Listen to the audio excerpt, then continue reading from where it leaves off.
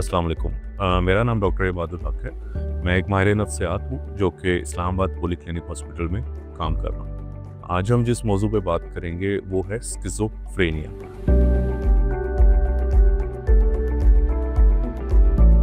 Schizophrenia एक नफ्सियाती मर्ज़ है जिसका आम पॉपुलेशन में जो तनासुब है वो तकरीबन 1% तक पाया जाता है। ये एक ऐसा नफ्सियाती मर्ज़ है जो सिर्फ माहिर नफ्सियात ही ट्रीट कर सकते हैं बिकॉज़ इसमें दवाइयाँ दी जाती हैं। इस मर्ज़ में इंसान का, एक शख्स का दुनिया से राब्ता जो है वो मुनक़ता हो जाता है और उसको रियलिटी और जो उसके ज़हन में चीज़ें चल रही हैं उसमें डिफरेंशिएट करना बड़ा मुश्किल हो जाता है।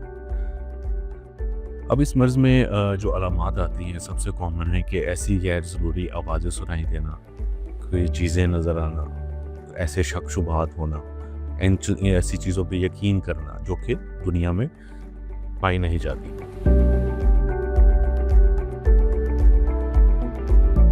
हर नफ्सियाती मर्ज़ की तरह इस नफ्सियाती मर्ज़ का भी इलाज पॉसिबल है और इलाज अवेलेबल है और इलाज बहुत आसान है।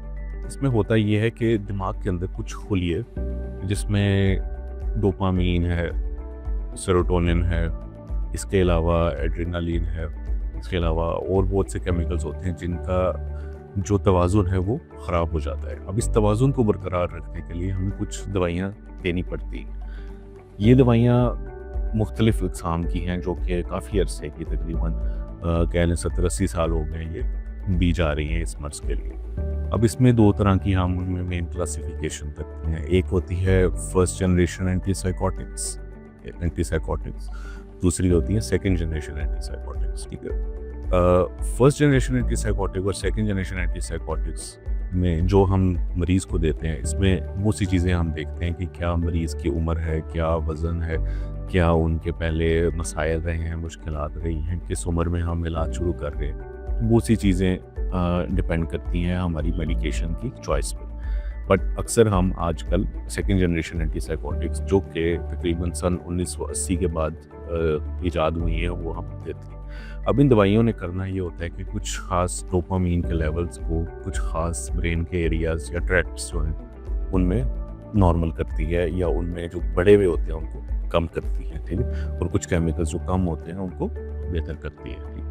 इससे इंसान की जो ज़िंदगी है उसमें काफ़ी मस्बत असरात आते हैं। ठीक है। जो शक शुबात होते हैं, जो आवाज़ें होती हैं, जो रवैये की तब्दीलियाँ होती हैं वो चीज़ें बेहतर होना शुरू हो जाती हैं और जब ये चीज़ें बेहतर होती हैं तो वो इंसान एक आम माशरे में एक आम इंसान की तरह रहने के काबिल हो जाता है। ठीक है। वो काम कर सकता है, वो रिश्ते बना सकता है, वो शादी कर सकता है, वो लोगों से मिलजोल भी कर सकता है और उसकी बिल्कुल लाइफ नॉर्मल हो सकती है। लेकिन इसमें इलाज जो है वो सबसे ज़रूरी है बिकॉज़ जिस तरह केमिकल्स ख़राब हैं तो केमिकल्स के लिए हमें अद्वियात की ज़रूरत पड़ती है।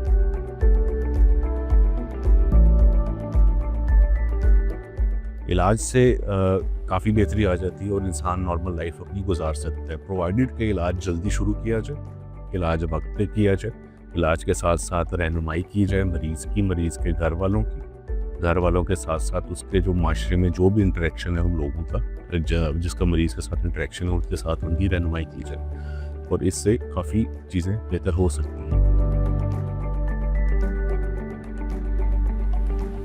अगर आपके खानदान में या आपके इर्द-गिर्द किसी शख्स को ऐसी अलामात पाई जा रही हैं तो उससे राब्ता मुनक़ता करने से या उससे दूर होने से बेहतर है कि आप उनके पास जाएँ, उनकी हेल्प करें और या उनके फैमिली वालों को उनकी हेल्प करने के लिए एडवाइस करें कि वो किसी माहिर नफ्सियात को चेक करवाएँ। बहुत शुक्रिया।